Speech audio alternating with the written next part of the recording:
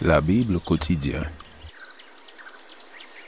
Série de méditations quotidiennes tirées de l'ouvrage du pasteur Israël Leito, imprimé en octobre 2007 par la maison d'édition interaméricaine.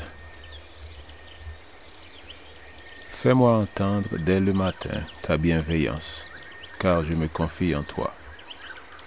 Fais-moi connaître le chemin où je dois marcher, car j'élève à toi mon âme. Psaume 143, verset 8.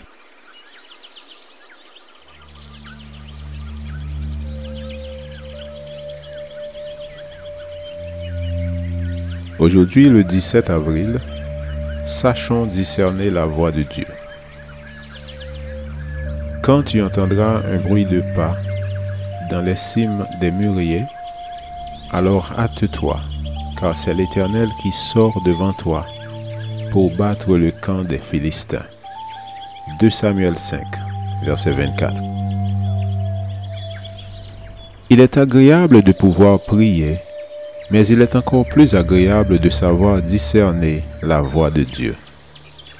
Lorsque le Seigneur parle, ceux qui sont habitués à être en communication avec lui comprendront et interpréteront facilement sa voix. Pour certains, elle peut résonner comme de la foudre, alors que pour les enfants de Dieu, c'est sa voix douce, suave et mélodieuse qui leur inspire la sécurité. Le signal de passer à l'action donné par Dieu à David fut certainement perçu par les Philistins, mais ils ne surent pas l'identifier. En général, les Philistins avaient peur du grand allié des Israélites, le Dieu du ciel. Mais depuis la mort de Saül, ils croyaient que leur Dieu les avait abandonnés, et c'est pourquoi ils les considéraient comme une proie facile. Dans le récit d'aujourd'hui, le Seigneur donne à David la certitude qu'il sera avec lui. Il doit lui faire confiance et agir selon ses indications. Dans les moments de difficulté comme dans les moments de paix, le peuple de Dieu devrait apprendre à discerner sa voix et à lui obéir.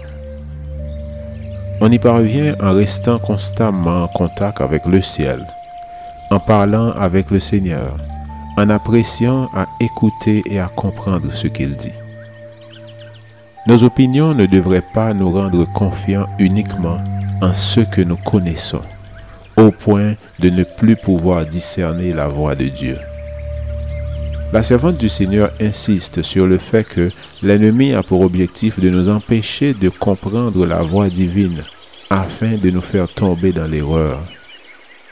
Nous ne devons pas nous attendre à ce que, lorsque le Seigneur envoie quelque lumière à son peuple, Satan se tienne tranquille et ne fasse aucun effort pour l'empêcher de recevoir cette lumière.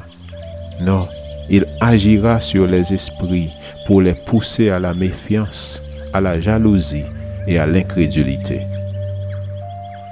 Prenons garde de ne pas refuser la lumière que Dieu nous envoie, parce qu'elle ne vient pas comme nous l'aurions désiré. Fin de citation. Témoignage pour l'Église, volume 2, page 371.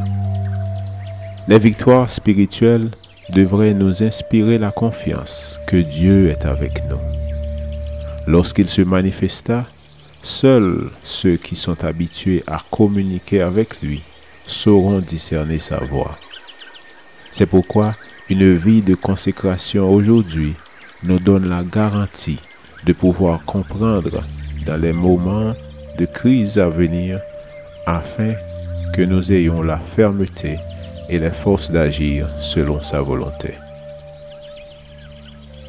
Lecture de la Bible pour aujourd'hui dans l'Ancien Testament, 2 Samuel 5, verset 1, jusqu'au chapitre 6, verset 23.